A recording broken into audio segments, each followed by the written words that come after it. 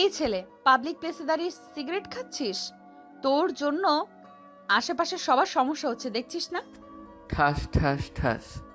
আমার জন্য একা ক্ষতি হবে কেন?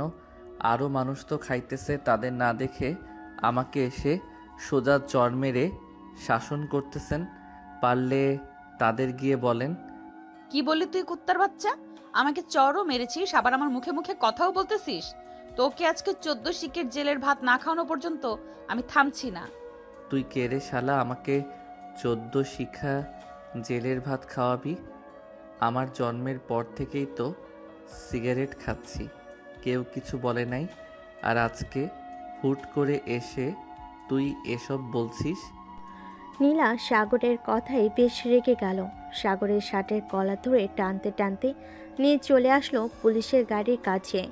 সাগরকে দেখে অবাক হয়ে তার চাচা হাসান বলতে লাগলো, কিরে সাগর, তুই এইখানে কি করিস? আর নীলা, কি হয়েছে? তুমি তাকে ধরে আনছো কেন? ধরে আনবো না মানে?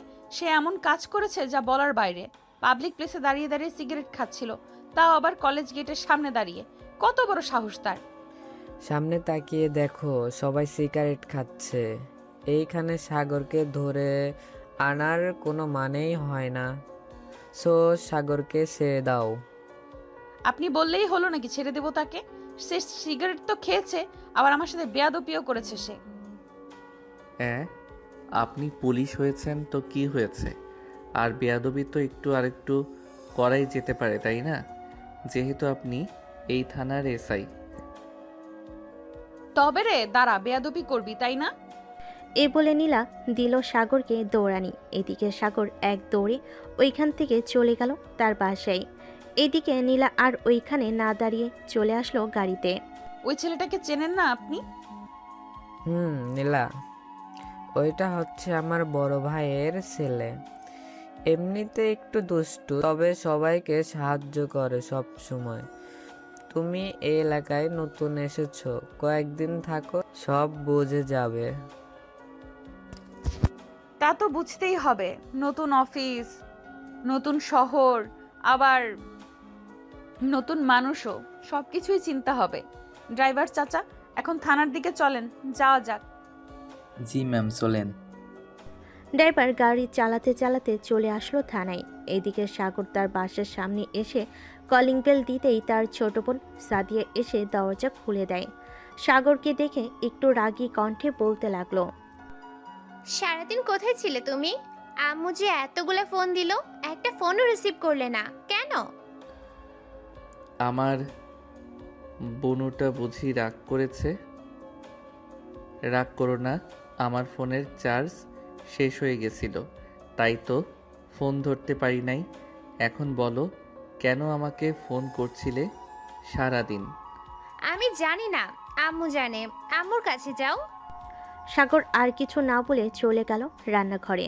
পিছন থেকে তার মাকে জড়িয়ে ধরে বলতে লাগলো, আম্মু, তুমি আমাকে এত মনে করো, আজকে প্রথম দেখলাম। তুমি সত্যি আমার লক্ষ্মী আম্মু। এ আইসে এখন আম্মু ডাকতে? যা সর এইখান থেকে। কতগুলো ফোন দিলাম, একটা ফোনও তো রিসিভ করলি না। আমার ফোনের চার্জ শেষ হয়ে গেছিল, তাই তো ফোন রিসিভ করতে পারি নাই। সরি আম্মু, রাগ করো না। হয়েছে, আর বাহানা করতে হবে না। যা ফ্রেশ হয়ে আয় তাড়াতাড়ি, খাবার দিতেছি টেবিলে। ঠিক আছে, খাবার দাও। তবে আজকে এত আয়োজন কেন? বিশেষ কেউ আসবে নাকি? আসবে বলেই তো এত রান্না করলাম। তোর চাচা বলেছে আজকে নাকি থানায় নতুন অফিসার এসেছে, তাকে নাকি দুপুরে আমাদের বাসায় খাওয়াবে। এর জন্য আর কি এত রান্না। ভালো ভালো, বেশ ভালো করে খাইয়ে দাও তাদের। আমি গেলাম এখন। এই বলে সাগর চলে গেল তার রুমে। বেশ কিছুক্ষণ পর ফ্রেশ হয়ে নিচে এসে খাবার খেয়ে বসে আছে সোফায়।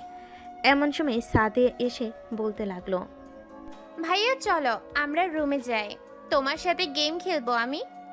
আমি এখন গেম খেলতে পারবো না, আমার অনেক কাজ আছে।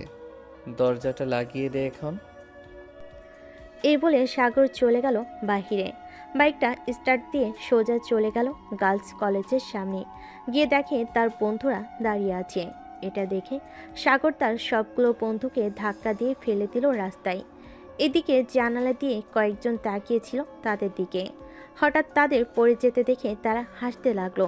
এইদিকে সাগরের বন্ধুরা তো পুরাই রেগে আগুন। এই শালা আমাদের ফেলে দিলি কেন? এখন দেখ তো মেয়েগুলো হাসতেছে কীভাবে। আমাদের না ফেললেও পারতি। আরে শালা, এইভাবে যদি প্রতিদিন এইখানে এসে ড্যাব ড্যাব করে তাকিয়ে থাকিস তাহলে কি তাদের পাত্তা দিবে তারা? তাদেরও বুদ্ধি খাটাতে হবে। দেখ এখন পড়ে গেছিস তোরা, আর ওরা কিভাবে ড্যাব ড্যাব করে তাকিয়ে আছে। দেখলাম। এখন তো এইখানে কেন? এই সময় তো তোর বাসায় থাকার কথা। আগে তো কখনোই এই সময় বের হোস না। বাসায় ভালো লাগছিল না, তাই আর কি চলে এসেছি বাহিরে। এখন চল কোথাও থেকে ঘুরে আসি, একা একা ভালো লাগে না। আমি যেতে পারবো না। আজকে প্রপোজ করবো রাফিয়াকে। আচ্ছা কর, তাহলে আমি যাই। এই বলে সাগর ওইখান থেকে চলে আসলো একটা পার্কে। একা একা বসে বাদাম খাচ্ছে আর কানে হেডফোন লাগিয়ে গান শুনতেছে। এমন সময় একজন সামনে এসে দাঁড়ালো সাগরের। সাগর মাথাটা তুলে সামনের দিকে তাকাতেই দেখতে পেল সেই পুলিশ মেয়েটি। সাগর সেই দিকে খেয়াল না করে তার মতো গান শুনতেছে আর বাদাম খাচ্ছে। এইদিকে মেয়েটা বলতে লাগলো, কিরে, তোকে যে এতবার ডাকাডাকি করলাম, তোর কানে কি কথা যায় না? ম্যাম আমাকে কি কিছু বলেছেন? এখানে তুই ছাড়া আর কে আছে বলতো? আশেপাশে তো কেউ নাই, তবে আপনি আমাকে ডাকতেছেন কেন? আমাকে কি প্রয়োজন আপনার? তুই তো এই এলাকার ছেলে, তাই না? হুম, আমি পিওর 100% খাঁটি এই এলাকার ছেলে। কেন, কি হয়েছে এখন? তোর বাইকে করে আমাকে পুরো এলাকাটা ঘুরিয়ে ঘুরিয়ে দেখাবি, কোথায় কি আছে কোথায় কি না আছে সবকিছু। আমি পারবো না, আমার কাছে টাকা নেই, বাইকেও তেল নেই যে তেল ভরবো। আর একটা কথা, আমার বাইকের পিছনে কোনো মেয়ে বসলে আমার শরীর চুলকানি ওঠে। এটা দেখেছিস তো, এইখানে তোকে গুলি করে মেরে ফেললেও আমাকে কেউ কিচ্ছু বলবে না। সমাজের লোকদের কাছে বলে দিব তুই খারাপ ছিলে, তাই তোকে মেরেছি আমি। এসব খেলনা পিস্তল দেখে আমি ভয় পাই না, জানতো এখান থেকে। আজাইরা পেঁচাল পারেন কেন আমার সাথে এসে? আজ থেকে তোর সাথে আজারে পেঁচাল পারবো, চল এখন। এই বলে নীলা সাগরের পেটের মধ্যে পিস্তল ঠেকিয়ে ধরতেই সাগর কিছুটা ভয় পেয়ে গেল। আর আপনা আপনি করতে করতে বলতে লাগলো, প্লিজ এটা সরিয়ে ফেলেন, আমি আপনাকে পুরো এলাকাটা ঘুরিয়ে ঘুরিয়ে দেখাবো। প্লিজ এটা সরিয়ে ফেলেন এখন। ঠিক আছে, সরিয়ে ফেলতেছি।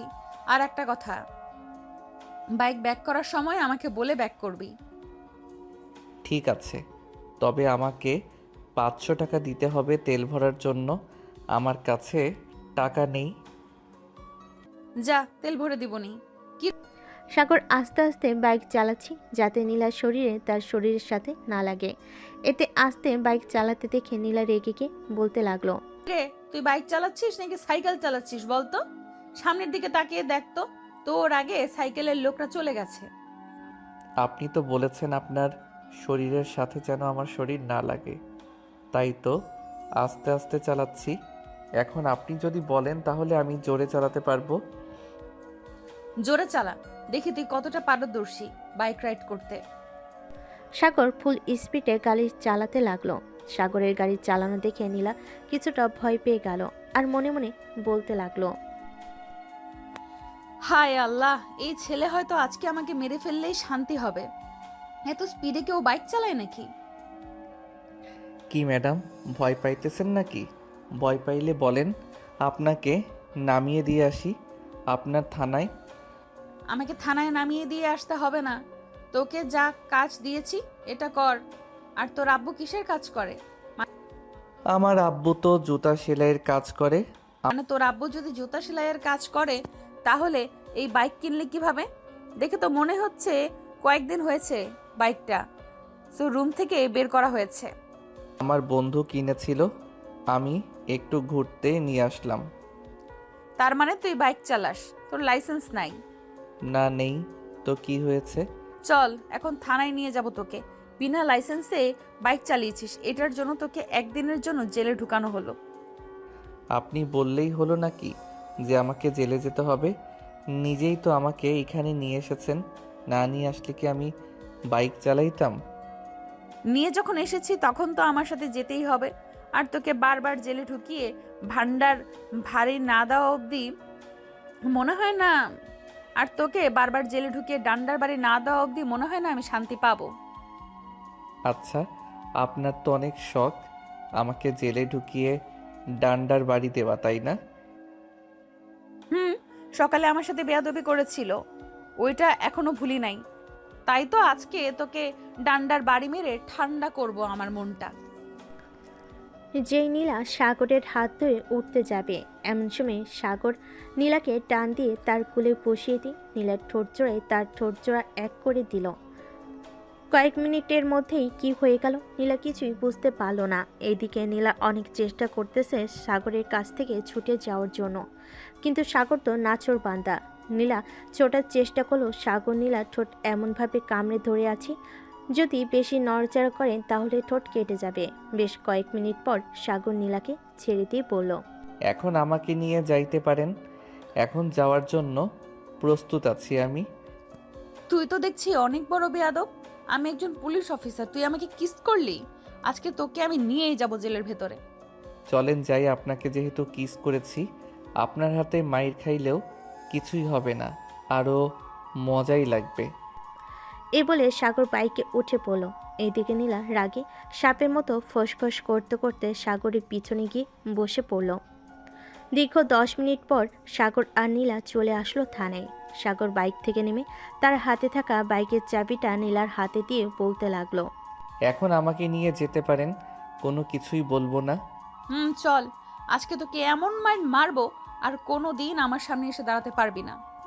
এই বলে নীলা সাগরের শার্টের কলার ধরে টানতে টানতে নিয়ে চলে গেল 14 শিকার জেলের ভিতরে। সাগরের শার্টের কলার ছেড়ে দিয়ে নীলা ডাকতে লাগলো, হাবিলদার, হাবিলদার, এক্ষুনি আমার কেবিন থেকে লাঠিটা নিয়ে আসেন। আজকে একটা লুচ্চা ছেলেকে শাস্তি দেই। এই নেন ম্যাম আপনার লাঠি। নীলা লাঠিটা নিয়ে সাগরকে মারতে লাগলো। এইদিকে সাগর ব্যথায় উফ আহ করতেছে আর বলতেছে, আহ ম্যাম, আমাকে আর মারবেন না প্লিজ, আমি আর কখনোই আপনার সাথে খারাপ ব্যবহার করব না। খারাপ ব্যবহার করেছিস ওইটা আমি মাইন্ড করি নাই। পার্কে তুই আমাকে লিপকিস করেছিস, আবার আমার ঠোঁট কামড় মেরে কেটে ফেলেছিস, এটার জন্য তোকে আমি মারতেছি। নীলা বেশ কিছুক্ষণ সাগরকে মারধর করার পর লাঠিটা ফেলে দিয়ে চলে গেল তার কেবিনে। এদিকে সাগরের পুরো শরীর ব্যথা হয়ে গেছে। হাবিলদার সাগরের কাছে এসে বলতে লাগলো, কি করেছো সাগর তুমি? নীলা ম্যাম তোমাকে এইভাবে মারলো কেন? কিছুই করি নাই চাচা, সকালে ওনার সাথে বেয়াদবি করেছিলাম তাই মেরেছে। আর একটা কথা, আমার পরিচয় দিয়েন না ওনাকে, উনি যা ইচ্ছা করুক। ঠিক আছে, তুমি যেহেতু মানা করতেছো তাহলে আমি বলবো না কিছু। এখন আমি যাই, নীলা ম্যাম ডাকতেছে। হাবিলদার চলে গেল নীলার কেবিনে। এদিকে নীলার পুরো শরীর ঘেমে গেছে সাগরকে মারার কারণে।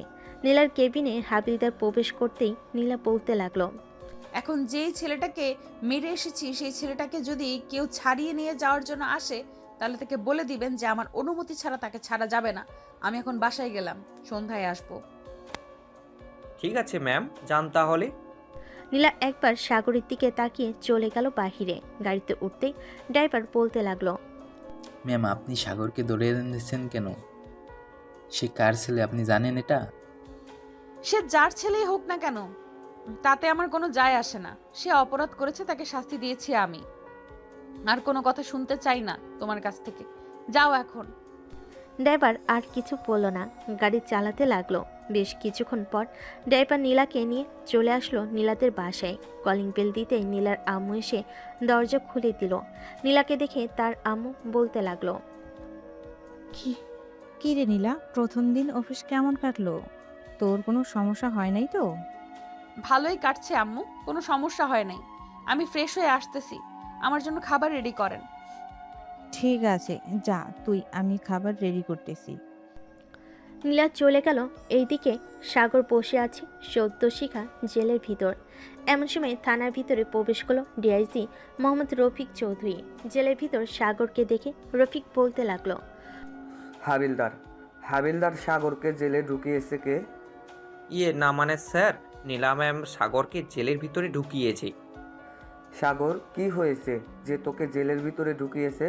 এক্ষুনি নীলাকে ফোন দিয়ে অফিসে আনেন, তার সাথে জরুরি কথা আছে।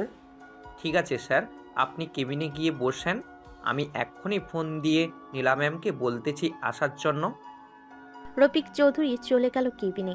এদিকে হাবিলদার ফোন দিল নীলাকে, কিন্তু নীলা ফোন তুলতেছে না। বেশ কয়েকবার ফোন দিতে নীলা ফোনটা রিসিভ করে কানের কাছে নিতেই এই পাশ থেকে হাবিলদার ভয়ে ভয়ে বলতে লাগলো, নীলা ম্যাম তাড়াতাড়ি থানায় আসেন, ডিআইজি স্যার এসেছে, আপনাকে খুঁজতেছে। 10 মিনিটের ভিতরে আসেন থানায়। ওকে, আমি এক্ষুনি আসতেছি। এই বলে নীলা ফোনটা কেটে দিয়ে চলে গেল নিচে। তার আম্মুর কাছ থেকে বিদায় নিয়ে গাড়িতে উঠতে পড়তে ড্রাইভার গাড়ি চালাতে লাগলো। এদিকে নীলা কিছুটা ভয় পেয়ে আছে। 5 মিনিটের মধ্যেই গাড়ি থানায় ঢুকতে নীলা তাড়াতাড়ি করে চলে গেল থানার ভিতরে। হাবিলদারকে ইশারা করতে দেখিয়ে দিল রফিক চৌধুরী কোন কেবিনে আছে। স্যার, আসতে পারি?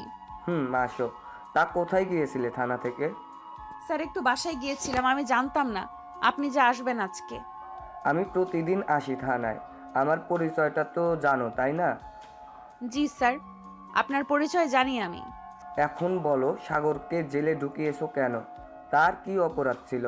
স্যার, তার বাইকের লাইসেন্সটা ছিল না এবং তার বাইকের হর্নটা অনেক শব্দ করছিল। তাকে আরেকটা কারণে জেলে ঢুকিয়েছি। কি কারণে ঢুকিয়েছো বলো। এটা বলতে পারবো না স্যার, আমার শরম করতেছে।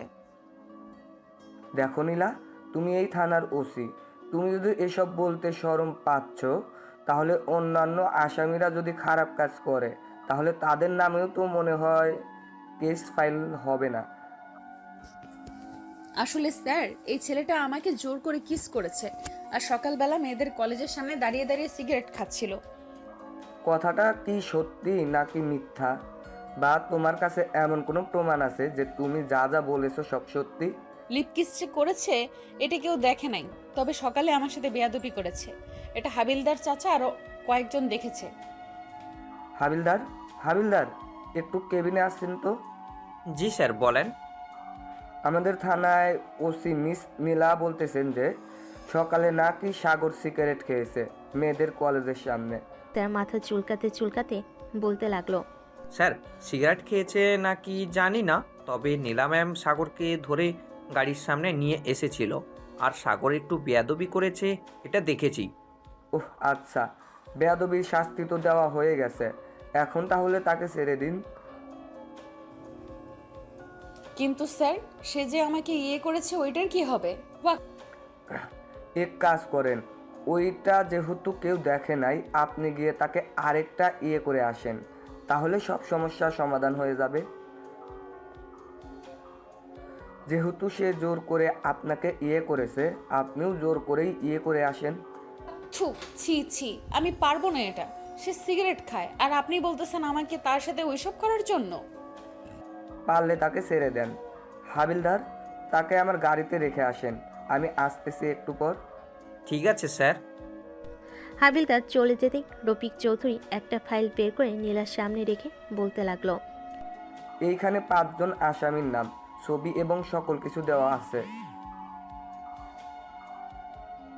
তাদেরকে খুঁজে বের করে জেলে ঢুকাবেন। কারো যদি সাহায্য লাগে নিতে পারেন। কিন্তু স্যার, এখানে তো একটা সমস্যা আছে। আমি তো এই এলাকায় নতুন, কিছুই চিনি না। ড্রাইভারও তো নতুন, সেও কিছুই চেনে না। এখন কি করব? যাকে পাঠিয়েছেন তাকে সুস্থ করে এরপর না হয় কাজে নাইবেন। আরেকটা কথা, ছেলেটা কিন্তু একদম ভালো না, বেশি মেলামেশা করবেন না, পরে সমস্যা হয়ে যাবে। তাহলে আপনি তাকে ছেড়ে দিলেন কেন? তার তো জেলে থাকার দরকার ছিল। আপনি তাকে ছেড়ে দিয়ে অনেক বড় ভুল করেছেন। এক্ষুনি তাকে জেলে ঢুকাচ্ছি আমি।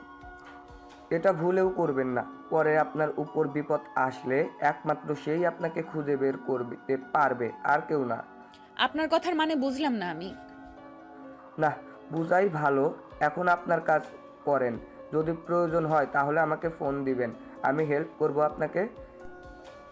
এই বলে রফিক চৌধুরী চলে গেল গাড়িতে। ড্রাইভিং সিটে বসতে বসতে সাগরকে উদ্দেশ্য করে বলতে লাগলো, কিরে, তুই নাকি নীলাকে লিপ কিস করেছিস? না আব্বু, আমি কিছুই করি নাই। তুমি তো জানোই আমি কেমন ছেলে। আমি কি এইসব করতে পারি? হয়েছে হয়েছে, আর সাজু সাজতে হবে না। পছন্দ হলে বলিস, আমি বিয়ে করিয়ে দিব। আমি এখনো বাচ্চা, আর তুমি বলতেছো আমাকে বিয়ে করিয়ে দিবে এখনই? বেশ ভালো, বেশ ভালোভাবেই পিটানি দিয়েছে দেখতেছি। বাসায় গেলে তোর মা কি জানে বলবে দেখিস। আহ, কি আর বলবে, কিছুক্ষণ ওই মেয়ের ব্যাপারে একটু সুনাম গাইবে, পরে এমনি এমনি ঠিক হয়ে যাবে। রফিক চৌধুরী সাগরের কথা শুনে হাসতে লাগলো। আপনারা নিশ্চয়ই বুঝে গেছেন রফিক চৌধুরী সাগরে কে হতে পারে।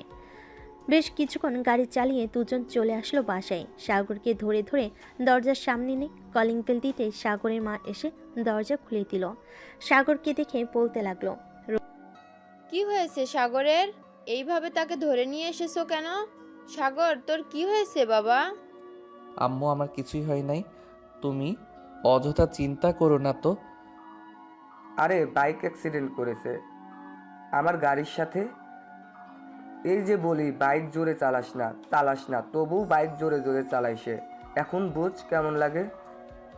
আমার ছেলেকে বকা দিবে না বলে দিলাম, আর একবার বকা দিলে তোমাকে বাড়ি থেকে তাড়িয়ে দেব। বাহ বাহ, মা ছেলে এক, আর আমি বললেই আরেক। ভালো ভালো, থাকো দুজন, আমি গেলাম এখন। রফিক চলে গেল রুমে। এদিকে সাগর আস্তে আস্তে হাঁটতে হাঁটতে রুমে চলে আসলো। ফ্রেশ হয়ে বসে আছে এমন সময় সাগরের মা খাবার নিয়ে আসলো। সাগরকে খাবার খাইয়ে দিতে দিতে বলতে লাগলো, সত্যি করে বল তো, গাড়ির সাথে অ্যাক্সিডেন্ট করেছিস নাকি অন্য কিছু হয়েছে? সত্যি বললে তো তুমি আবার চিৎকার চেঁচামেচি করবে। থাক, না বলাটাই ভালো হবে। তুই বল, আমি কিছুই বলবো না। একটা মেয়েকে লিপ কিস করেছিলাম। মেয়েটা ছিল পুলিশ অফিসার। পরে সে আমাকে ধরে নিয়ে একটু কেলানি দিয়েছে, এই আর কি। মেয়েটা দেখতে কেমন রে? মোটামুটি ভালোই আছে। তবে তুমি এসব প্রশ্ন করতেছো কেন বুঝলাম না। তোর পছন্দ হলে আমাকে বলতে পারিস, আমি মেয়েটার পরিবারের সাথে কথা বলে তোদের বিয়েটা দিয়ে দেব। কার বিয়ে দেওয়ার কথা চলছে এইখানে শুনি? আমাকে একা রেখেই কার বিয়ে দেওয়া হয়েছে দেখতেছে? যেই মেয়েটা সাগরকে মেরেছে সেই মেয়েটার কথা বলতেছি। আচ্ছা, তুমি তো থানায় গিয়েছিলে, মেয়েটাকে তো দেখেছো তাই না? মেয়েটা দেখতে কেমন? দেখেন তো, বেশ সুন্দরী, দেখতে তো বেশ সুন্দরী, তবে তোমার সাথে সুন্দর না বেশি। এখন যদি বলি মেয়েটা তোমার থেকে সুন্দরী হলে তো তোমার কপাল শনি, মঙ্গল বৃহস্পতি লেখা আছে।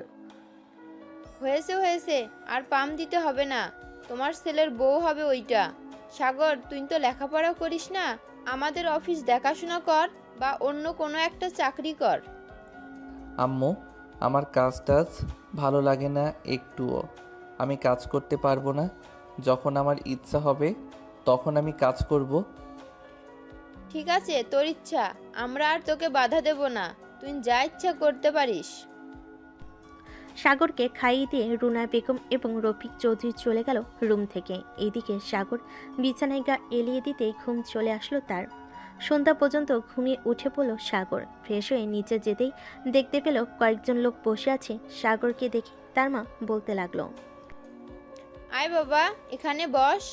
আয়েশা, এটা হচ্ছে আমার ছেলে সাগর, পড়ালেখা শেষ করে শুধু ঘুরে বেড়ায়। সাগর তো বেশ ভালো বড় হয়ে গেছে, সেই ছোটবেলায় দেখে গিয়েছিলাম। এখন তো দেখি অনেক পরিবর্তন হয়েছে সাগরের। হবে না কেন? আমার ছেলে বলে কথা। সাদিয়াকে নিয়ে আসলি না কেন? অনেক দিন হয়েছে সাদিয়াকে দেখি না। সাদিয়ার সামনে পরীক্ষা, তাই আসে নাই। পরীক্ষা শেষ হলে পাঠিয়ে দিবনে, 1 মাস থেকে যাওয়ার জন্য। ঠিক আছে, পাঠিয়ে দিস। চল, এখন খাবার খেয়ে নিবি। চল এখন। সাগর আর বসে না থেকে চলে আসলো বাহিরে। পকেট থেকে ফোনটা বের করে কল দিল তার বন্ধু রহিমকে।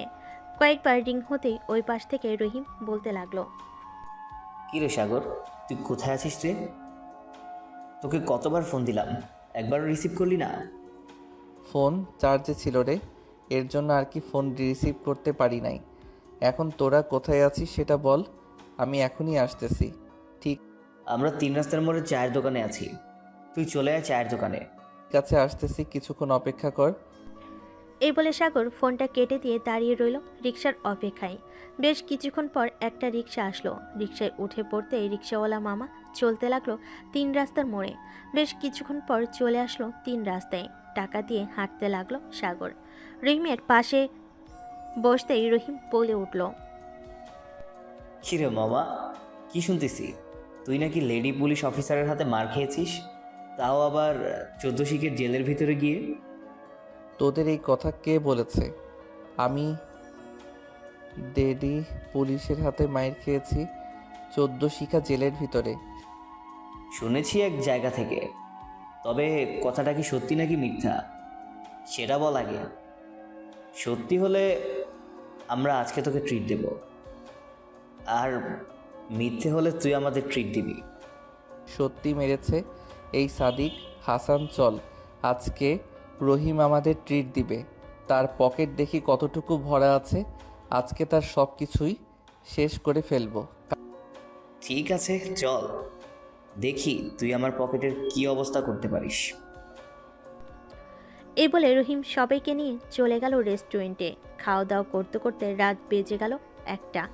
ওইটার বিলের কাগজ হাতে ধরিয়ে দিতেই রহিম বলতে লাগলো, শালারা, আজকে তোরা আমাকে পুরাই ফকির বানিয়ে দিলি। 35,000 টাকার খাবার খেয়েছিস তোরা। একজন রাক্ষসও তো এমন খাবার খায় না। কান্না করিস না দোস্ত, এটা তো সামান্য একটা উদাহরণ দিলাম। আজকে রাত হয়ে গেছে তাই আর খাই নাই। আর কোনো দিন ভুলবশত যদি এমন কথা বলিস তাহলে আজকের দিনটা মনে থাকবে আশা করি। মনে থাকবে না মানে? 100% মনে থাকবে। তুই যে কি জিনিস এটা আজকে বুঝলাম। এখন চল যাই আমরা। চল। রহিম বিল দিয়ে সবাইকে নিয়ে চলে আসলো 3 রাস্তার মোড়ে। এখান থেকে সবাই আলাদা হয়ে গেল, কারণ সবার বাসা ভিন্ন ভিন্ন জায়গায়। সাগর হেঁটে যাইতেছে আর গান গাইতেছে। এমন সময় সামনে থেকে একটা পুলিশের গাড়ি আসতে লাগলো। এটা দেখে সাগর চমকে উঠল, কারণ হঠাৎ করে এত রাতে ওকে এলাকায় তো পুলিশ আসার কথা না। এইসব ভাবতেছে এমন সময় পুলিশের গাড়ি সাগরের সামনে এসে দাঁড়াতেই গাড়ির ভিতর থেকে নীলা নেমে আসলো। সাগরের সামনে দাঁড়াতেই সাগর বলতে লাগলো, কি ম্যাডাম, আমার কিস এতই ভালো লাগছিল নাকি যে এত রাতে চলে এসেছেন? চলেন একটা কিস করি আপনাকে। এই বদমাইশ ছেলে, তোর তো সাহস কম না? তুই আমাকে এসব কথা বলিস? আমি একজন পুলিশ অফিসার, এটা তুই ভালো করে দেখে বুঝিস না? দেখে তো বোঝা যাইতেছে পুলিশ অফিসার, কিন্তু শরীরের ভিতরে এত আগুন যে আছে জানতাম না। তা আমার রাস্তা আটকানোর উদ্দেশ্যে কি এটা বলেন তো? এত রাতে কোথায় গেছিলি সেটা বল আগে। গিয়েছিলাম গাঁজা মদ খাইতে। কেন, খাবেন নাকি? আমাকে দেখে কি তোর ফাজলামি করতে ইচ্ছে করে নাকি সব সময়? সত্যি করে বল, কোথায় গেছিলি তুই? রেস্টুরেন্টে খাবার খাইতে গিয়েছিলাম, তাই দেরি হয়ে গেছে। এখন তো আমাকে ছেড়ে দেন, বাসায় যাইতে হবে। আম্মু হয়তো চিন্তা করতেছে। তোর আম্মু চিন্তা করুক, তাতে আমার কোনো কিছু যায় আসে না। আমার সাথে বেয়াদবি কেন করলি এটা বল। আপনি একজন পুলিশ অফিসার, আমি কেন আপনার সাথে বেয়াদবি করতে যাব বলেন তো? আমাকে কি পাগলা কুকুরে কামড় দিয়েছে যে আমাকে এসব বলতেছেন? তোর সাথে কথা বলাটাই বেকার, যা সামনে থেকে। যাব তো, তার আগে একবার আপনার ওই 2টা ডাবের দিকে চোখ বুলিয়ে নেই। বেশ বড়সড়ই আছে দেখতেছি। তবে রে দাঁড়া, তোর ব্যবস্থা করতেছি এক্ষুনি। এই বলে নীলা সাগরকে দিল দৌড়ানি। এদিকে সাগর সামনের দিকে দৌড়াচ্ছে, নীলা সাগরে পিছু পিছু দৌড়াচ্ছে। বেশ কিছুক্ষণ দৌড়ানোর পর সাগর চলে গেল তার বাসায়। এদিকে নীলা দাঁড়িয়ে দাঁড়িয়ে হাঁপাতে লাগলো আর বলতে লাগলো, ছেলেটা ভাবছিলাম একটু দুষ্টু প্রকৃতির মানুষ, কিন্তু এখন তো দেখি সাথে লুচ্চামের স্বভাব আছে তার। আর একবার সামনে পাই তখন বোঝাবো আমি নীলা কতটা খারাপ মানুষ। এই বলে নীলা আবার চলে গেল গাড়ির কাছে। বেশ কিছুক্ষণ এলাকাটা ঘোরাঘুরি করে চলে গেল থানায়। এদিকে সাগর দরজার সামনে দাঁড়িয়ে হাঁপাচ্ছে আর ভাবতেছে। শালার পুলিশ অফিসার না হলে ওইখানে চুমু দিয়ে দিলাম। আজকে অনেক পিটিয়েছে আমাকে, এমনিতেই শরীরটা ব্যথা করতেছে, এখন তো আবার দিয়েছে দৌড়ানি। তবে মাইয়া কিন্তু পুরাই আগুন। এসব ভাবতে ভাবতে সাগর দরজা খুলে ভিতরে প্রবেশ করলো। সোফার দিকে তাকিয়ে দেখে তার মা এখনো বসে বসে টিভি দেখতেছে। সাগর তার মায়ের কাছে গিয়ে বলতে লাগলো, আম্মু, তুমি এখনো ঘুমাও নাই কেন? যাও, অনেক রাত হয়েছে, এখন গিয়ে ঘুমিয়ে পড়ো, আর রাত জাগতে হবে না। তোকে না দেখে আমি কখনোই ঘুমিয়েছি নাকি বলতো? আর এইভাবে ঘেমে গেছিস কেন? এমনি ঘেমে গেছি। এখন তুমি রুমে যাও, আমি আজকে খাবো না, বাহির থেকে খেয়ে এসেছি। সাগরের মা চলে গেল। এদিকে সাগর কিছুক্ষণ টিভি দেখে চলে গেল তার রুমে। ফ্রেশ হয়ে খাবার খেয়ে দিল এক ঘুম। পরের দিন সকাল 10টায় ঘুম ভাঙল তার। ফোন কলের শব্দে ঘুমু ঘুমু চোখে ফোনটা রিসিভ করে কানের কাছে নিতেই ওই পাশ থেকে তার বাবা বলতে লাগলো, হ্যালো সাগর, কোথায় আছিস তুই? এই তো আব্বু, ঘুমাচ্ছি। কেন? একটু থানায় আয়, দরকার আছে। এখনই আসতে হবে নাকি আরো পরে আসলে চলবে? 1টার মধ্যে থানায় থাকলেই হবে। ফোন রাখলাম এখন। রফিক চৌধুরী ফোনটা রেখে দিল। এদিকে সাগর বিছানা থেকে উঠে ফ্রেশ হয়ে চলে আসলো নিচে। এসে দেখে তার মা বসে আছে। সাগর খাবার টেবিলে যেতেই মিসেস রুনা বেগম এসে সাগরকে খাবার দিয়ে দিল। খাবার খাওয়া শেষ হতেই সাগর চলে আসলো বাহিরে। এসে দেখে তার বাইক রাখা আছে। তাই আবার বাড়ির ভিতর থেকে বাইকের চাবিটা নিয়ে চলে গেল বাহিরে। বাইকটা স্টার্ট দিয়ে কিছুক্ষণের মধ্যে চলে আসলো থানায়। ভিতরে প্রবেশ করতে দেখতে পেল তার বাবা এবং নীলা বসে আছে কেবিনে। সাগরকে দেখে তো নীলা বেশ রেগে গেল। এই, তুই এখানে আসলি কেন? তোর তো কোনো দরকার নেই এখানে। নীলা, তার দরকার নেই, আমার দরকার আছে। তুমি এই এলাকায় নতুন, তোমাকে একটা ফাইল দিয়েছি, ওইটার কাজ কতটুকু এগিয়েছো এটা বলো। আসলে স্যার, আমি এই এলাকাটা চিনি না, তাই আমি সামনের দিকে এগিয়ে যেতে পারি নাই। ভালো কথা বলছো তো তুমি। সাগর, আজ থেকে নীলাকে সকল জায়গায় নিয়ে দিবি তুই। যা যা হেল্প লাগবে নীলার সব করবে। কিন্তু উনি তো আমাকে দেখতেই পারে না, আমি তো খারাপ এর জন্য। নীলা যদি কোনো কমপ্লেন আসে তোমার নামে, তাহলে আমি তোমাকে চাকরি থেকে বরখাস্ত করে দিব। না স্যার, কোনো কমপ্লেন আসবে না। আমি ঠিকমতো কাজ করব আজ থেকে। ঠিক মতো কাজ করো, এইটাই চাই আমি। সাগর সব সময় হেল্প করবে তোমাকে। এই বলে রফিক চৌধুরী চলে গেল। এইদিকে সাগর একটা চেয়ার টেনে পকেট থেকে সিগারেট বের করে যেই মুখে দিতে নিবে, এমন সময় নীলা বলতে লাগলো, দেখুন মিস্টার, আমার এইসব একদম পছন্দ না। আমার সামনে সিগারেট খেতে পারবেন না আপনি। দরকার পড়লে ওয়াশরুম আছে, আবার বাহিরের জায়গা আছে, ওইখানে গিয়ে সিগারেট খান, আপনাকে কেউ বাধা দিবে না। আমার যেইখানে ইচ্ছা সেইখানেই সিগারেট খাবো, তাতে আপনার কি? আপনি কেন আমাকে এসব বলবেন? আপনার কাজ আপনি করেন, সাহায্য লাগলে আমি আপনাকে করব। নীলা আশেপাশে তাকিয়ে দেখে কেউ নেই। তাই হুট করে তার ঠোঁট জোড়া সাগরের ঠোঁটের সাথে বসিয়ে দিল। সজোরে একটা কামড়।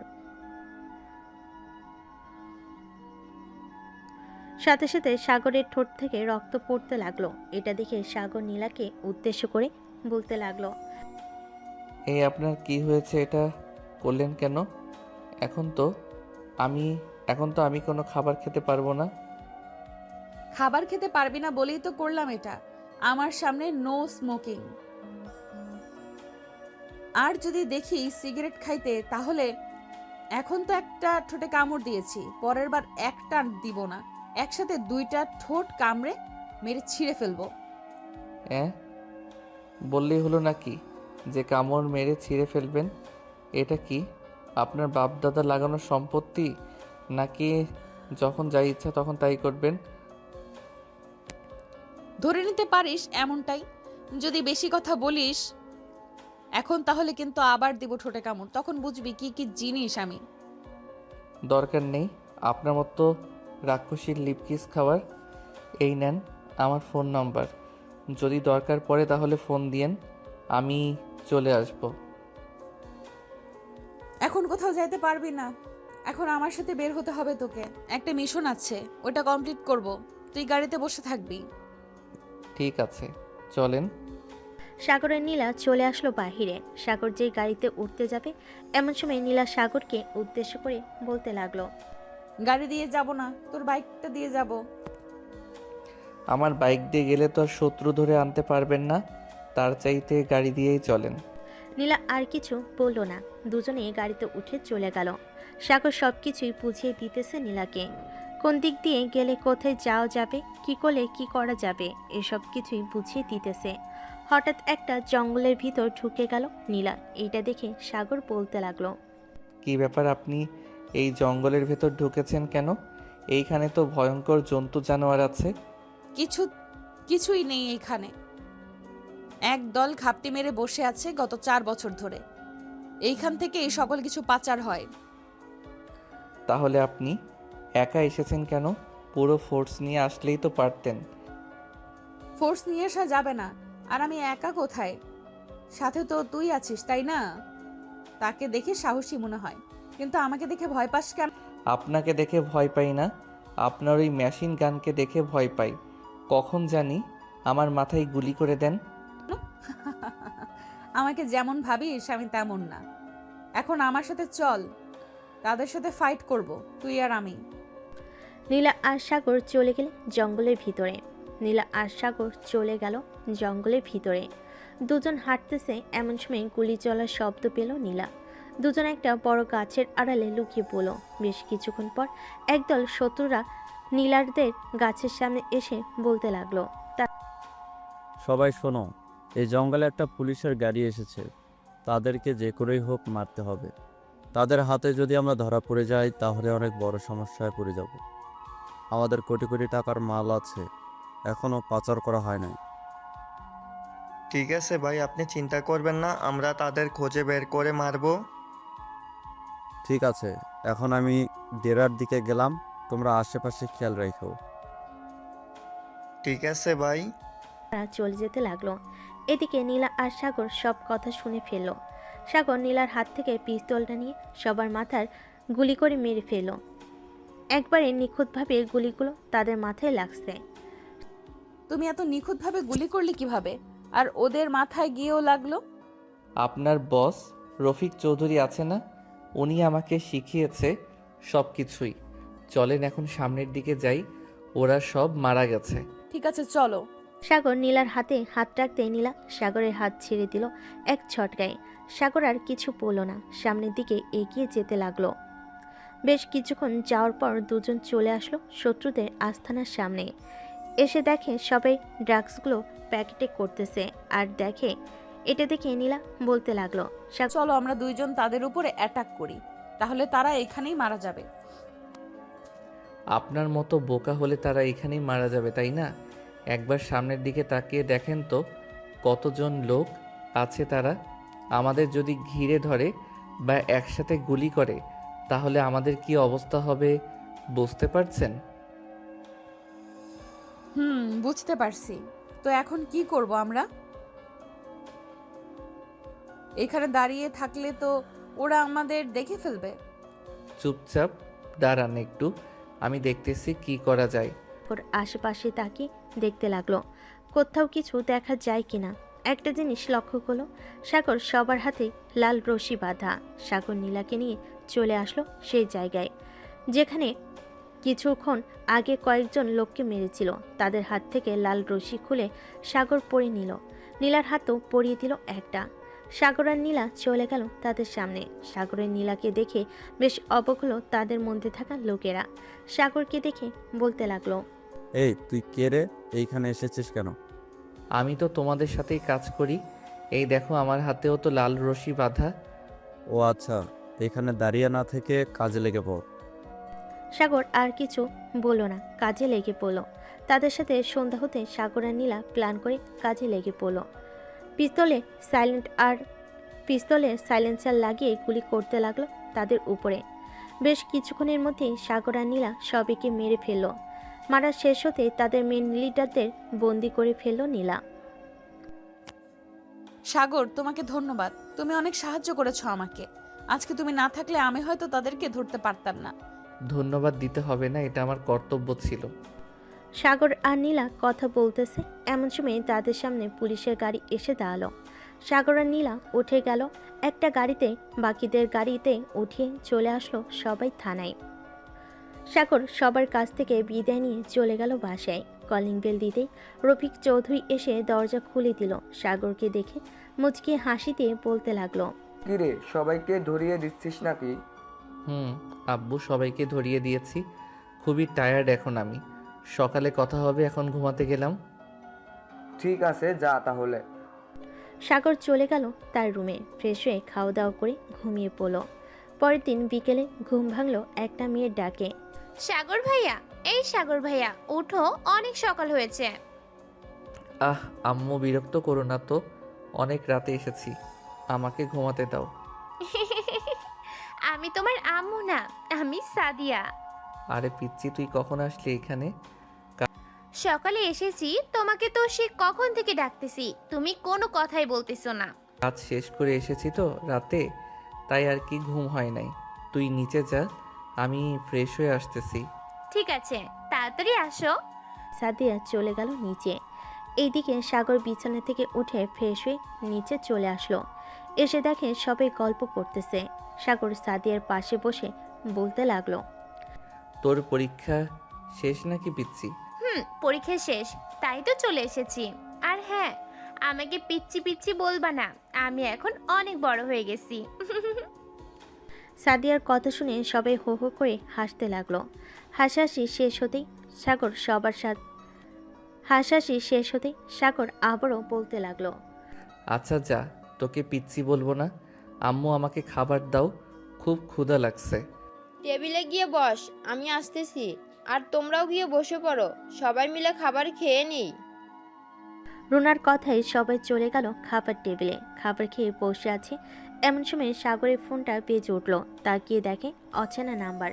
ফোনটা রিসিভ করতেই ওপাশ থেকে বলতে লাগলো, নীলা। হ্যালো সাগর, আমি নীলা বলছিলাম। বলেন, এই সময় ফোন দিলেন যে? তোমার জন্য একটা গিফট আছে, ওইটা দিব তাই ফোন দিয়েছিলাম। তুমি একটু ওদিন যেই পার্কে এসেছিলাম ওই পার্কে আসতে পারবে? ঠিক আছে, আমি আসতেছি কিছুক্ষণ পর। ফোনটা রেখে দিল। বেশ কিছুক্ষণ পর সাগর রেডি হয়ে নিচে আসতেই সাদিয়া বলল,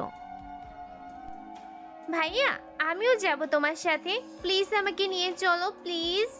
ঠিক আছে, তাড়াতাড়ি রেডি হয়ে আয়, আমি আছি এইখানে। ঠিক আছে, একটু দাঁড়াও, আমি আসতেছি এখনই। সাদিয়া চলে গেল তার রুমে। রেডি হয়ে নিচে আসতে সাগর তার বাইকের পিছনে বসে নিয়ে চলে গেল তার সেই পার্কে। সাগর আর সাদিয়া বসে আছে। এদিকে নীলা হাতে একগুচ্ছ ফুল নিয়ে চলে আসলো সাগরের কাছে। আজকে নীলা নীল শাড়ি পরেছে, দেখতে অনেক সুন্দর লাগতেছে। সব কিছু ম্যাচিং করা জিনিস পরেছে নীলা। সাগরের সামনে ফুল বাড়িয়ে দিয়ে বলতে লাগলো, এখন তোমার জন্য আজকে আমার প্রমোশন হয়েছে। আজকে আমি অনেক খুশি। আজকে তুমি যা চাইবে তাই খাওয়াবো। আমি কিছুই খাবো না, আপনি যান এখন। সাদিয়া, চলো আমার সাথে, আমরা ঘুরে আসি। এই মেয়েটা কে? এই মেয়েটা হচ্ছে আমার গার্লফ্রেন্ড। কেন, আপনার কোনো সমস্যা আছে নাকি? না, কোনো সমস্যা নেই। সাদিয়ার হাত ধরে চলে আসলো বাইকের কাছে। এইদিকে সাদিয়া তো অনেক খুশি, কারণ এই প্রথম তার হাত ধরেছে সাগর। সাদিয়া মনে মনে বলতে লাগলো, সাগর ভাইয়া হয়তো আমাকে ভালোবাসে, তাই তো আমার হাত ধরেছে। ইয়াহু! আজকে আমি অনেক অনেক অনেক খুশি। এই বলে সাদিয়া সাগরকে পিছন থেকে জড়িয়ে ধরলো। এটা দেখে সাগর, কিরে সাদিয়া, তুই এইভাবে আমাকে জড়িয়ে ধরেছিস কেন? সরি ভাইয়া, আমি বুঝতে পারি নাই। আজকে আমি অনেক খুশি, তাই আর কি তোমাকে এইভাবে জড়িয়ে ধরেছি। ও আচ্ছা, এই কথা। এটা দেখে সাগর কিছুটা অবাক হয়ে বলতে লাগলো। সাগর আরও কিছুক্ষণ ঘোরাঘুরি করে চলে আসলো বাসায়। এদিকে নীলাও চলে গেল বাসায়। কলিং বেল দিতে নীলার মা এসে দরজা খুলে দিল। নীলাকে গোমরা মুখ করে থাকতে দেখে বলতে লাগলো, কি রে নীলা, কি হয়েছে? এভাবে গোমরা মুখ করে আসিস কেন? এমনি আম্মু আমি রুমে গেলাম, আমাকে ডাক দিবে না। নীলা চলে গেল রুমে। দরজাটা লাগিয়ে বিছানায় চোখ বন্ধ করে শুয়ে ভাবতে লাগলো সাগরের কথা। হঠাৎ আমার এমন মনে হচ্ছে কেন? আমি আমার জীবন থেকে অনেক বড় একটা জিনিস হারিয়ে ফেলতেছি। কিছু তো একটা আছে। আমি কি সাগরকে ভালোবেসে ফেলেছি? না না, তা হতে পারে না। আমি কিভাবে সাগরকে ভালোবেসে ফেলেছি? সে তো আমার থেকে অনেক ছোট আর অনেক খারাপ। এইসব ভাবতেছে নীলা। এমন সময় তার ফোনটা বেজে উঠল। তাকিয়ে দেখে রফিক চৌধুরী ফোন দিয়েছে। কলটা রিসিভ করতে ওপাশ থেকে বলতে লাগলো, হ্যালো নীলা, তুমি এখন কোথায় আছো? এই তো স্যার, বাসায় আছি। মাথাটা একটু ব্যথা করতেছে, তাই আর কি শুয়েছিলাম। জরুরি দরকার ছিল নাকি? না, জরুরি দরকার ছিল না। আচ্ছা, তো তুমি একটু ঘুমাও, কালকে রাতে মিশন আছে, পরে না হয় কথা বলা যাবে। এই বলে রফিক চৌধুরী ফোনটা কেটে দিল। এদিকে নীলা আবারও শুয়ে পড়ল। কখন যে ঘুমিয়ে গেছে খেয়াল নেই তার। দেখতে দেখতে রাত হয়ে গেল। রফিক চৌধুরী, সাগর এবং রুনা বসে খাবার খাচ্ছে। এমন সময় রফিক চৌধুরী বলতে লাগলো, সাগর, নীলাকে তোর পছন্দ হয় নাকি? আব্বু পছন্দ তো হয়, কিন্তু উনি তো আমাকে পছন্দ করে না, এটাই তো সমস্যা। এটা আস্তে আস্তে ঠিক হয়ে যাবে। তোর মায়ের মতোই নীলাও গাড় তেরা। গায়ের রগ সোজা করতে হলে কিছু তো একটা করতেই হবে। তা তো করতেই হবে। তবে আজকে নীলা ম্যাম দেখলাম কিছুটা আনইজি ফিল করছিল সাদিয়াকে সাথে দেখে। তাহলে এটাই কাজে লাগাতে হবে। তুই সব সময় সাদিয়াকে নিয়ে নীলার সামনে সামনে ঘুরঘুরি করবি, দেখবি সাদিয়া হয়তো কিছু একটা বলবে তোকে। আমি তো এটাই চাই। কাল থেকে আমি সব সময় সাদিয়াকে নিয়ে তার সামনে ঘোরাঘুরি করব। যা তাহলে, এখন গিয়ে ঘুমা। সাগর চলে গেল তার রুমে। বিছানায় শুয়ে পড়তেই এমন সময় তার ফোনটা বেজে উঠল। তাকিয়ে দেখে নীলা ফোন দিয়েছে।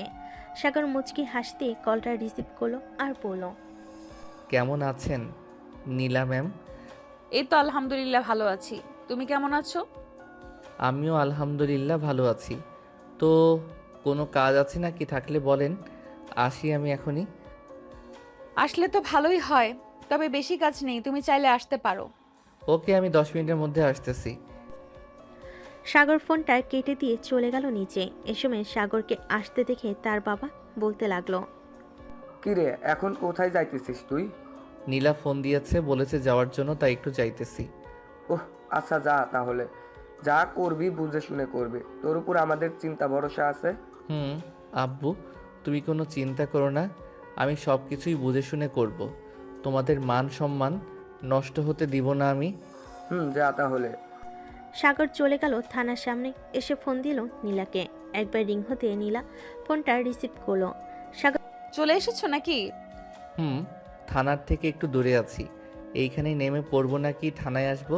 থানায় আসতে হবে না, তুমি ওইখানেই থাকো, আমি আসতেছি। ঠিক আছে, আসো তাহলে। ফোনটা কেটে দিয়ে দাঁড়িয়ে রইল ওইখানে।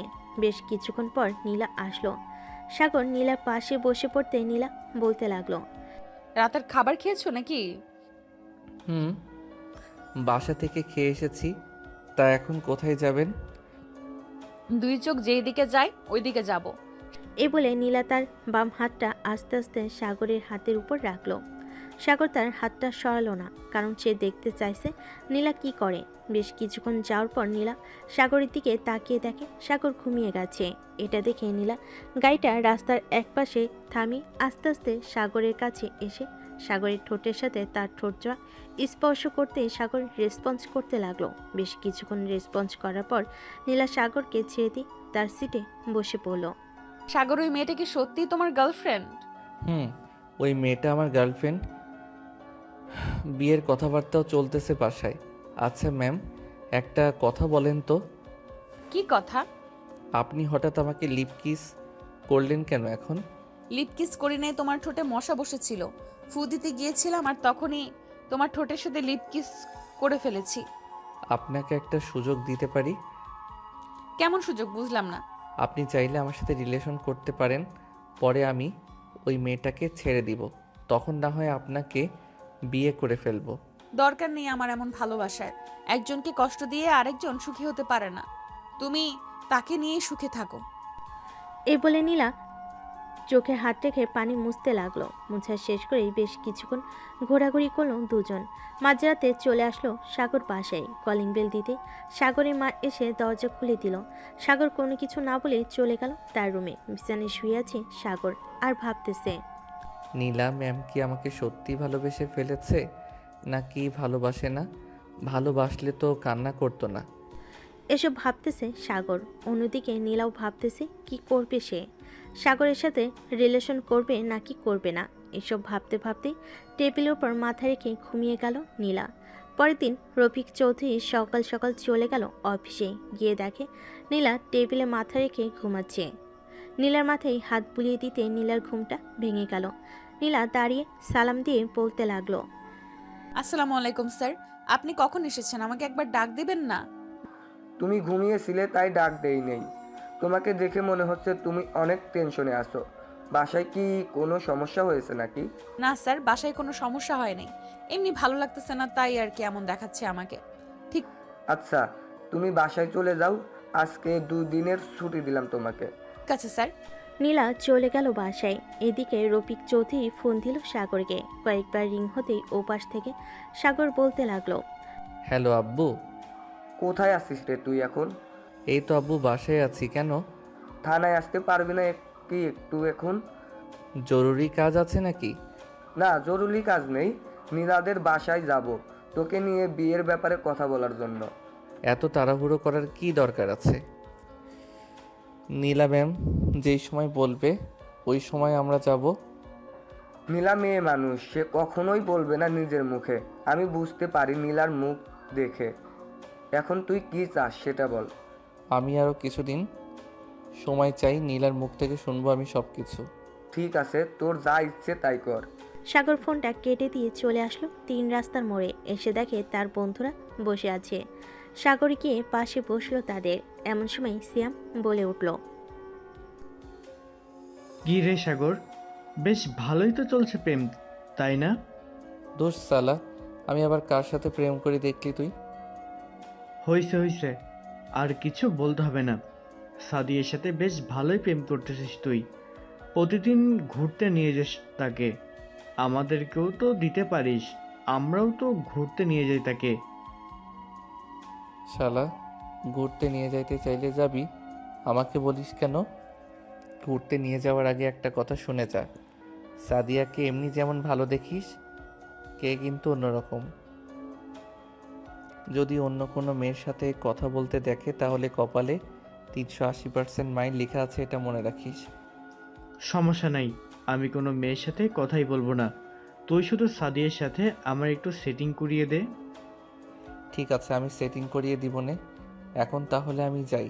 সাগর চলে আসলো বাসায়। কলিং বেল দিতেই রফিক চৌধুরী এসে দরজা খুলে দিল। দেখতে দেখতে কেটে গেল 1 সপ্তাহ।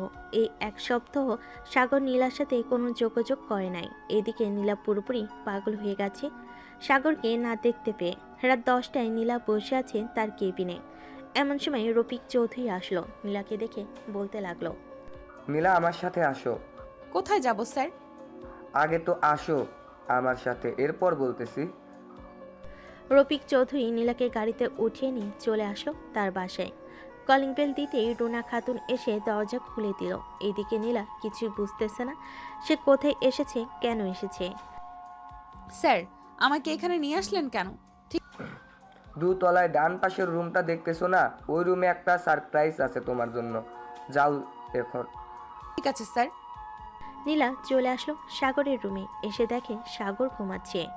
নীলা সাগরকে দেখে মুচকি হাসি দিল। দরজাটা লাগিয়ে দিয়ে চলে আসলো বিছানায়।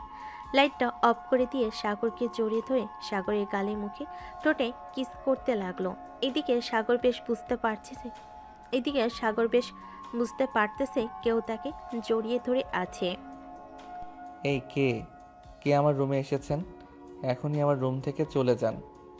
এই চুপ, বেশি কথা বলিস কেন? চুপচাপ শুয়ে থাক, বেশি কথা বললে তোর খবর আছে। নীলা ম্যাম, আপনি কখন আসলেন এইখানে? সাগর আর কিছু বলল না নীলাকে। এদিকে নীলা সাগরকে এমনভাবে জড়িয়ে ধরে আছে সাগর একটু নড়াচড়া করতে পারছে না। সাগর কোনো রকম নীলার বুকে মাথা রেখে শুয়ে পড়ল। পরদিন সকালে সাগরের ঘুম ভাঙতেই দেখতে পেল নীলা এখনও ঘুমাচ্ছে, তাকে আগের মতো জড়িয়ে ধরে। এটা দেখে সাগর নীলার কাছ থেকে উঠে যেতে যাবে, এমন সময় নীলা কড়া গলায় বলতে লাগলো, এই চুপচাপ শুয়ে থাক, বেশি নড়াচড়া করলে কিন্তু তোর খবর আছে। সকাল 10টা বেজে গেছে, এখনও যদি শুয়ে থাকি আম্মু আব্বু কি মনে করবে? যা ইচ্ছা মনে করুক, তাতে আমার কোনো কিছু যায় আসে না। তোকে আমি অনেক ভালোবেসে ফেলেছি, এখন তোকে ছাড়া আমি একটুও থাকতে পারি না। এখন তো থাকতে পারেন না বুঝলাম, আগে ছিলেন কিভাবে? আগে তো আমাকে সহ্য করতে পারতেন না। তখন তো তোর প্রতি কোনো অনুভূতি ছিল না, এখন তোর প্রতি অনুভূতি, ফিলিংস সব কিছুই আছে। এই বলে নীলা সাগরের ঠোঁটে লিপ কিস করতে লাগলো। কিস করা শেষ হতেই দুজন দুজনকে জড়িয়ে ধরে শুয়ে আছে। এমন সময় রুনা বেগম এসে দরজায় নক করতে করতে বলতে লাগলো, নীলা, সাগর এখন ওঠ, অনেক সকাল হয়েছে, খাবার খাবি? শাশুড়ি আম্মা, আজকে আপনার ছেলে খাবার পাবে না, এমনিতে আপনার ছেলের পেট ভরে যাবে, আপনি গিয়ে খাবার খেয়ে নেন। ঠিক আছে, আমি গিয়ে খাবার খেয়ে নিতেছি। রুনা বেগম চলে গেল। এদিকে সাগর নীলা দুইটা ভাবের দিকে তাকিয়ে এইদিকে সাগর নীলার দুইটা ডাবের দিকে তাকিয়ে আছে। এটা দেখে নীলা বলতে লাগলো, কি ব্যাপার, খাবে নাকি? খাবো, দিবা এখন? এখন না, বাসর রাতে দিব, তখন যত ইচ্ছে খেও, বাধা দেব না। তো এখন ধরতে তো পারবো তাই না? ধরো, সমস্যা নেই। সাগর নীলাকে জড়িয়ে ধরে শুয়ে রইল। দুপুরে দুজন উঠে ফ্রেশ হয়ে চলে গেল নিচে। খাবার টেবিলে বসতেই রুনা বেগম এসে খাবার রেডি করে দিতে লাগলো। শাশুড়ি আম্মা, আপনিও বসে পড়েন আমাদের সাথে, আপনি তো খান নাই মনে হয়। আমি এখন খাবো না, আমি আরো পরে খাবো, এখন তোমরা খাবার খেয়ে নাও। নীলা আর সাগর খাবার খেয়ে নিল। খাওয়া দাওয়া করে দুজন চলে আসলো ছাদে। বসে বসে গল্প করতেছে। এমন সময় নীলার ফোনটা বেজে উঠল। তাকিয়ে দেখে তার মা ফোন দিয়েছে। কলটা রিসিভ করতেই ও পাশ থেকে বলতে লাগলো, হ্যালো আম্মু, কেমন আছো? আমি আলহামদুলিল্লাহ ভালো আছি, তুই কেমন আছিস? আর আজকে বাড়িতে আসিস নাই কেন? আম্মু, আমি একটু তোমার মেয়ের জামাইয়ের বাড়িতে এসেছি, তাই আর কি বাসায় যেতে পারি নাই। ও আচ্ছা, একবার ফোন দিয়ে বলতে তো পারতি, আমরা যে টেনশন করি সেটা জানিস না। সরি আম্মু, আমি বিকেলে বাসায় যাব, রাখলাম এখন। নীলা ফোনটা কেটে দিল। ফোনটা কেটে দুজন চলে আসলো রুমে। এখন বাসায় চলে যাও, কালকে একেবারে না হয় শ্বশুর শাশুড়িকে নিয়ে আমাদের বাসায় আসবে, তখন না হয় আমাদের বিয়ে দিয়ে কথা হবে। ঠিক আছে, এখন আমি গেলাম। নীলা সাগরের পুরো মুখে কয়েকটা কিস করে চলে গেল নিচে। রুনা বেগমের কাছ থেকে বিদায় নিয়ে চলে গেল বাসায়। এদিকে সাগর আর বাসায় না থেকে চলে গেল বাহিরে। শ্যামকে ফোন দিতেই শ্যাম ফোনটা রিসিভ করলো। কিরে, এখন কোথায় আছিস তুই? এই তো সাদিয়াকে নিয়ে পার্কে বসে আছি, তুই কোথায় আছিস?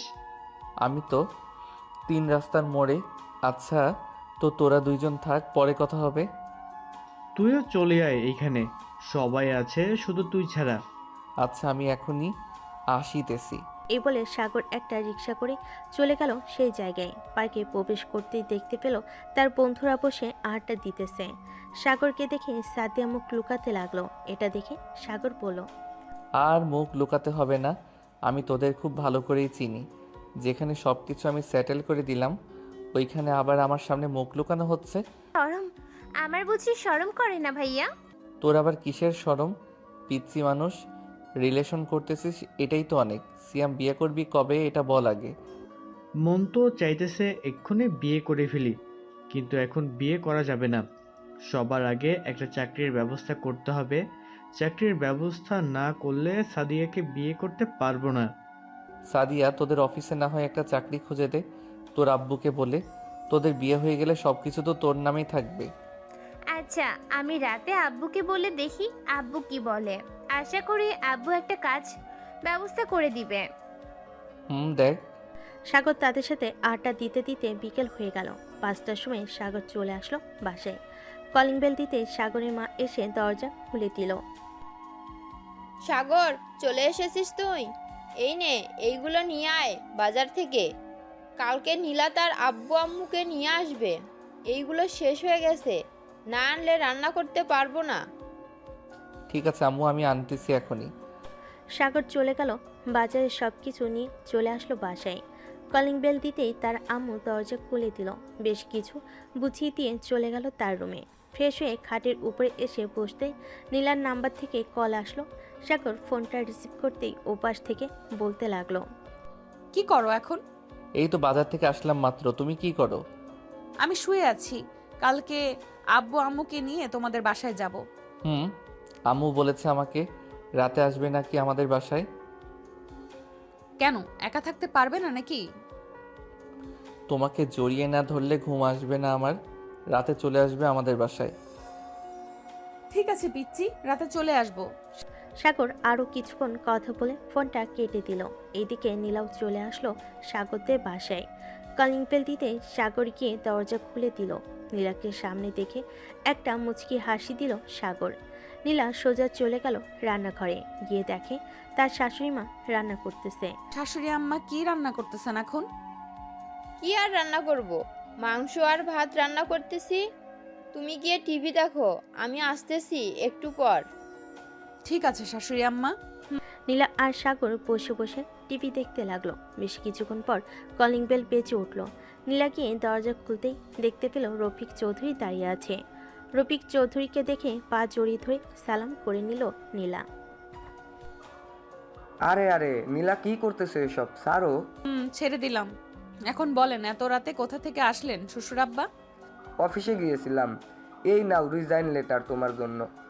আমাকে রিজাইন লেটার দিতেছেন কেন? আমি কি করেছি? তুমি কিছুই করো নাই। তুমি আমার বাড়ির বউ, সো তোমাকে কোনো কাজ করতে দিব না। আর তাই তোমার রিজাইন লেটার দিয়ে দিলাম। কিন্তু আমি তো জবটা করতে চাইছিলাম। আমি থাকতে তুমি জব করবে কেন? আর আমাদের কোনো কমতি নেই যে তোমাকে চাকরি করতে হবে। আমি সেটার জন্য চাকরি করতে চাইনি, আমার স্বপ্ন ছিল এটা, তাই আর কি বললাম। আমি চাকরিটা করতে চাইছিলাম। হয়েছে, এখন আর কিছুই বলতে হবে না। চলো খাবার খাই গিয়ে। সবাই রাতে খাবার খেয়ে ঘুমাতে চলে গেল। এইদিকে নীলা সাগরকে জড়িয়ে ধরে ঘুমিয়ে আছে। দেখতে দেখতে রাত পার হয়ে সকাল হয়ে গেল। সকাল 7টায় নীলা উঠে ফ্রেশ হয়ে চলে গেল নিচে। তার শাশুড়ি মায়ের সাথে রান্না করতে লাগলো। রান্না করতে করতে সকাল 10টা বেজে গেল। এমন সময় কলিং বেল বেজে উঠল। নীলা গিয়ে দরজা খুলতেই দেখতে পেল তার মা বাবা দাঁড়িয়ে আছে। তাদেরকে দেখে জড়িয়ে ধরে বলতে লাগলো, আব্বু আম্মু কেমন আছো? আলহামদুলিল্লাহ ভালো আছি, তুই কেমন আছিস? আমিও ভালো আছি এই বাড়িতে। ভেতরে আসো তোমরা। তবেই ভিতরে চলে আসলো। নীলা দরজাটা লাগিয়ে দিয়ে চলে গেল উপরে, গিয়ে দেখে সাগর এখনো ঘুমাচ্ছে। সাগরকে ডাকতে লাগলো নীলা। এই সাগর ওঠো, এখন সকাল হয়েছে তো। আব্বু আম্মু নিচে এসে বসে আছে, তাড়াতাড়ি ওঠো। এমন করো কেন? আর একটু ঘুমাতে দাও। আর ঘুমাতে হবে না, তোমাকে যেটা বলেছি এটা করো। উঠে ফ্রেশ হয়ে তাড়াতাড়ি নিচে আসো, সবাই অপেক্ষা করতেছে। আচ্ছা যাও, আমি আসতেছি। নীলা চলে গেল নিচে। এদিকে সাগর ফ্রেশ হয়ে চলে গেল সোজা রান্নাঘরে, গিয়ে দেখে তার মা এখনো রান্না করতেছে।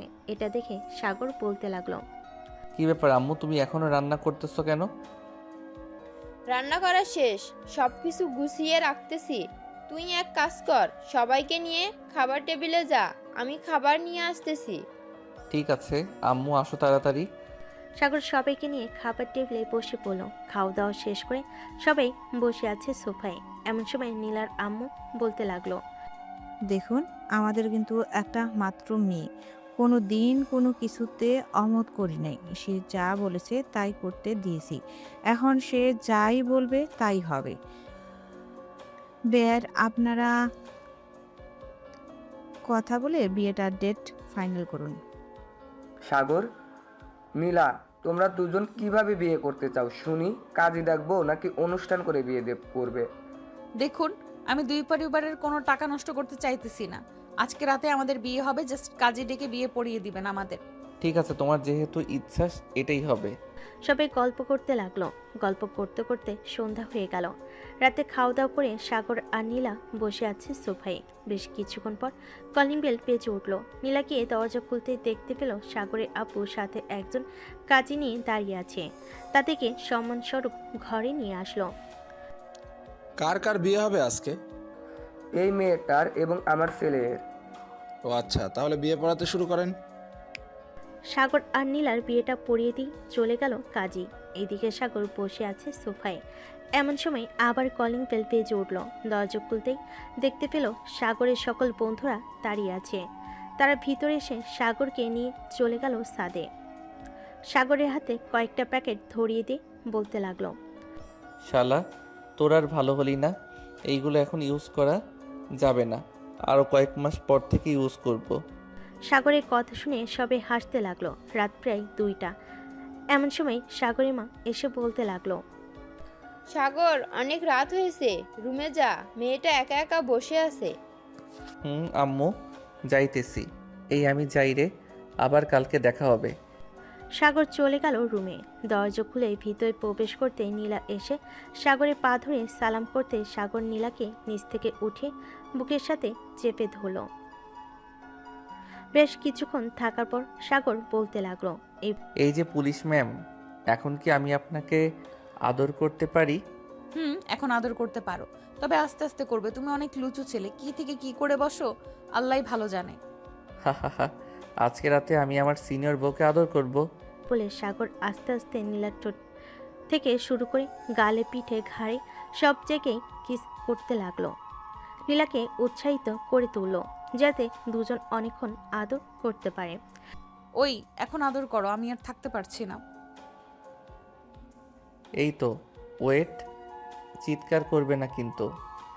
এ বলে সাগর আদর করতে লাগলো নীলাকে। এইদিকে নীলা সাগরকে জড়িয়ে ধরে এদিকে নীলা সাগরকে জড়িয়ে ধরে আদর উপভোগ করতেছে। বাকিটা ইতিহাস। আর সবাইকে অসংখ্য ধন্যবাদ আমাদের পাশে থাকার জন্য। কমেন্টে জানাবেন গল্পটি আপনাদের কাছে কেমন লাগলো।